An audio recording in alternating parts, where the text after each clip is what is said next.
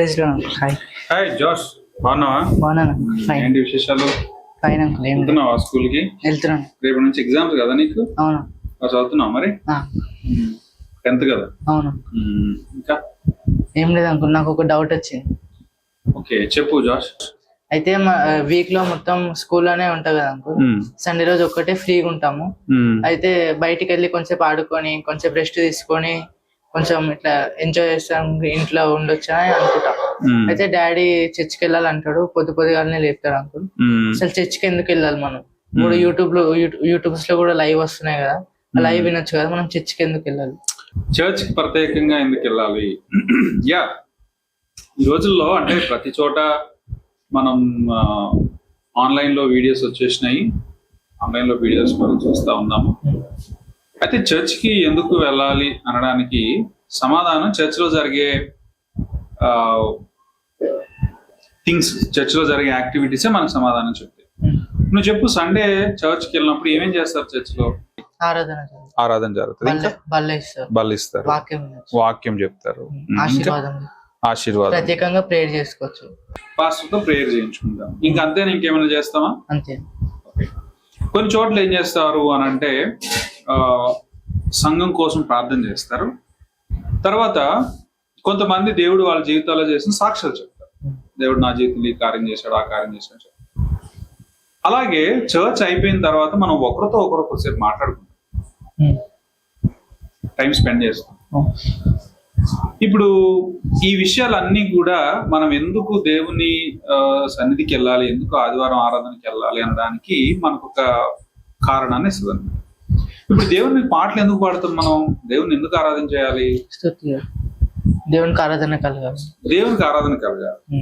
So ఆయనకి ఆరాధన ఎందుకు అని అంటే ఆయన ఆరాధనకు యోగ్యుడు, ఆయన సృష్టి చేసినటువంటి వాడు, ఆయన సర్వశక్తిమంతుడైన దేవుడు, ఆయన ప్రేమ కలిగిన వాడు, ఆయన ఆది అంతం లేనటువంటి వాడు, ఆయన అంత ఉన్నతమైనటువంటి దేవుడు ఇంకొకరు లేరు. సో అలాంటి దేవుడిని మనం ఆరాధించాలి. ఆరాధించడానికి, సంగముగా కలిసి ఆరాధించడానికి మనం చర్చికి వెళ్తాం. నువ్వు స్కూల్కి వెళ్తున్నావు, ప్రాజెక్ట్స్ చేస్తున్నావు, ఎగ్జామ్స్ రాస్తున్నావు, తర్వాత నీకు మంచి హెల్త్ ఉంది, నీవు ట్రావెల్ చేస్తా ఉన్నప్పుడు ఎలాంటి ఇష్యూస్ లేకుండా ఉండే. సో ఇవన్నిట్లో దేవుడు హెల్ప్ చేశాడు కాబట్టి దేవునికి థ్యాంక్స్ చెప్తావు. దేవా, ఈ వారం అంతా నువ్వు నాకు హెల్ప్ చేసావు. తర్వాత వాళ్ళు సాక్ష్యాలు చెప్తారు. దేవుడు వాళ్ళ జీవితంలో ఏమేం కార్యాలు చేశాడో సాక్ష్యాలుగా చెప్తారు. దేవుడు పలానా టైంలో మేము అనారోగ్యంతో ఉంటే ప్రార్థన చేస్తే దేవుడు మాకు స్వస్థతని ఇచ్చాడు, లేకపోతే వేరే విషయంలో మేము ఇబ్బంది పడతా ఉంటే దేవుడు ప్రార్థన చేసినాం, దేవుడు హెల్ప్ చేశాడు. ఈ సాక్ష్యాలు పెట్టుకున్నప్పుడు ఏమవుతుంది అంటే మనకి ఎంకరేజ్మెంట్ వస్తుంది. రేపు పొద్దున అలాంటి పరిస్థితి గుండా నువ్వు వెళ్తా ఉన్నావు అనుకో, నీకు ఫీవర్ వచ్చింది, నీకు హెడేక్ వచ్చింది, నువ్వు ప్రేయర్ చేయగా, ఓకే పలానా వాళ్ళకి దేవుడు హెల్ప్ చేశాడు కదా, నాకు కూడా దేవుడు హెల్ప్ చేస్తాడు. తర్వాత ఒకరి కోసం ఒకరు ప్రార్థన చేస్తాం. ఇప్పుడు ఈ రోజు నువ్వు చర్చ్కి వెళ్ళావు అనుకో, రేపటి నుంచి నీకు ఎగ్జామ్స్ ఉన్నాయి, నువ్వు చెప్తావు ఈ రేపటి నుంచి నాకు ఎగ్జామ్స్ ఉన్నాయి, నా కోసం ప్రార్థన. అప్పుడు సంఘం అంతా నీ కోసం ప్రార్థన చేస్తారు. చర్చ్ లో మాత్రమే కాదు, వాళ్ళు డే టు డే లైఫ్ లో కూడా సంఘంలో ఉన్నవాళ్ళు నీ కోసం ప్రేయర్ చేస్తారు. ఎగ్జామ్స్ అయిపోయారు, తనకి మంచి హెల్త్ ఇవ్వు, తర్వాత మంచి జ్ఞానం ఇవ్వు, ఎగ్జామ్స్ మంచిగా రాయడానికి హెల్ప్ చేయాలి.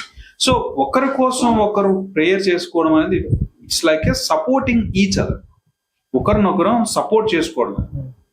ఓకేనా? అలాగే వాక్యం వింటాం, ఇది చాలా ఇంపార్టెంట్. బైబిల్ వాక్యాలు చాలా ఇంపార్టెంట్. ఇవి మనకి ఎంకరేజ్మెంట్ వస్తుంది, వార్నింగ్స్ వస్తాయి, కొన్నిసార్లు కంఫర్ట్ ఉంటుంది, కొన్నిసార్లు మనం దేవుని గురించిన సత్యాలు నేర్చుకుంటాం, దేవుళ్ళు ఎదగడానికి హెల్ప్ఫుల్ గా ఉంటది. వీటన్నిటితో పాటుగా దేవునికి మనం కానుకలు ఇస్తాం. దేవా, లాస్ట్ వీక్ అంతా నువ్వు నాకు హెల్ప్ చేసావు, so out of my gratitude, కృతజ్ఞత భావంతో I want to give you this offer. అది ఎంతైనా సరే. So it's like a gratitude, సంతోషంతో, కృతజ్ఞత భావంతో దేవుడు మనకి హెల్ప్ చేశాడు కాబట్టి so we want to give something. అలాగే ఒకరితో ఒకరు ఫెలోషిప్ చేసుకుంటాం, మాట్లాడతాం. ఇప్పుడు నువ్వు అదే ఆన్లైన్ లో కూర్చొని విన్నావు అనుకో, ఇవేమి ఉండవు కదా. సమ్ టైమ్స్ నువ్వు దేవుని సన్నిధిలో నువ్వు కూడా భాగం అవ్వచ్చు. Some times you can also be part of worship team. నువ్వు సంఘంలో ఆరాధించేటువంటి వాళ్ళతో పాటు కలిసి నువ్వు పాటలు పాడొచ్చు, కీబోర్డ్ ప్లే చేయొచ్చు, గిటార్ ప్లే చేయొచ్చు, ఆర్ సౌండ్ సిస్టమ్ చూసుకోవచ్చు, సర్వింగ్ చేయొచ్చు. You can be part of.